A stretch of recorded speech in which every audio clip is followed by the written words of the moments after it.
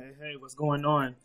We are in the final stretch, folks. This is your first EL of the very last unit of the year. So EL 1.3, I'm annotating for central ideas. So today all we did was pretty much read our first informational text for this week's topic, which is looking at youth issues and youth involvement. So your generation, the ways in which you find yourself involved in society, the ways in which some things that matter to you or that you find to be important to you. And so with this, going to just kind of like just bypass all of that and go right to your notes today. So three main things. We talk about central idea. We're talking about the author's primary argument on a topic. And so in this case, this week, it was what's the author trying to say about some aspect of the youth. We want to talk about specifically what that was. But there's three ways of doing this. First, we want to always use our title. So you take the title and you want to develop a what, why, or how question. You want to develop all three, actually, and pick the best one. Those questions may include words like importance, problem, or effect, depending on the title and how much information you get. Shorter titles definitely involve those, plus maybe the word people, as it says here, as well as maybe society. So, for example, the model we have today said it was an article called Light Pollution, which is a very short title. So I really can't make a question like, well, what is light pollution? Because it's too simple. It doesn't work. But if I said, what is the effect of light pollution on people? What is the effect of light pollution on society? What problem does light pollution cause for people? If I'm making those questions, they're much better. And so that's when you can think about impact, how to use those particular words.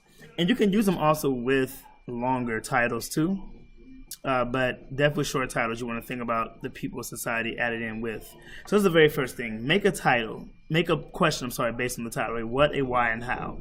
Once you make all three, you want to choose the best one. What seems to be clear, something that stands out.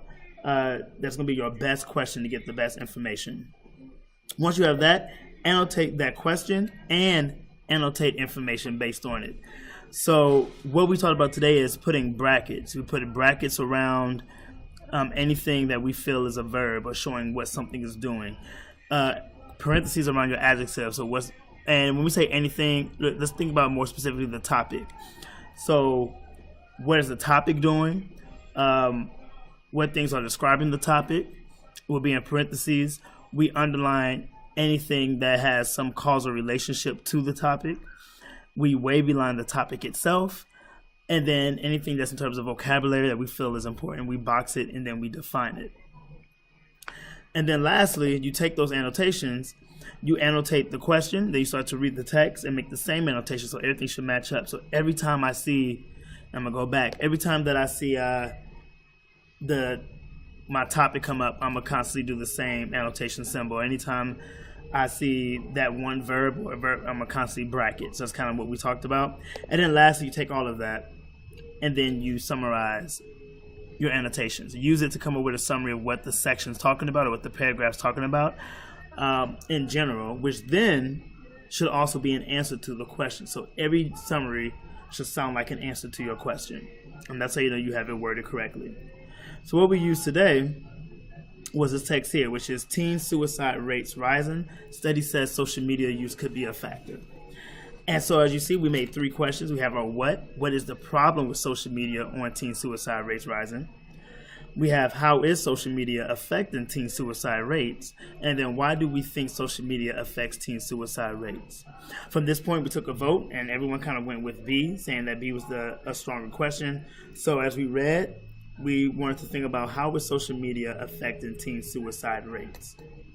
From that point, as we read, we underlined anything that had to do with social media, wavy line anything that had to do with teens, teen suicide, the rate, and then we put a bracket under all actions, things we're saying that how is social media doing something to cause teen suicide, how is teen suicide causing something else or being impacted by another entity. So we kind of did those things. And as you see, this is what it looks like. So as you notice, we have a wavy line, suicide rates, teens. What is it saying about suicide rates in teens? That it occurred at the same time that social media use surged. So we want to make sure we have that in brackets. So it should always be a cause. So it should be like a ping pong. if I do a wave line or underline, what is it saying about my wave line or underline? And then that way you know. Sometimes you'll have a bracket, sometimes you won't. But at least it helps us to go in and quickly identify the evidence that we need and get rid of all the other stuff that I don't need.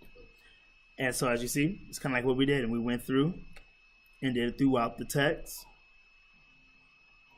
All the connection that we had. We stopped at the last 2 sections because we're going to come back to that. For the most part, that's what it is. That's what your work will look like moving into this week and next week.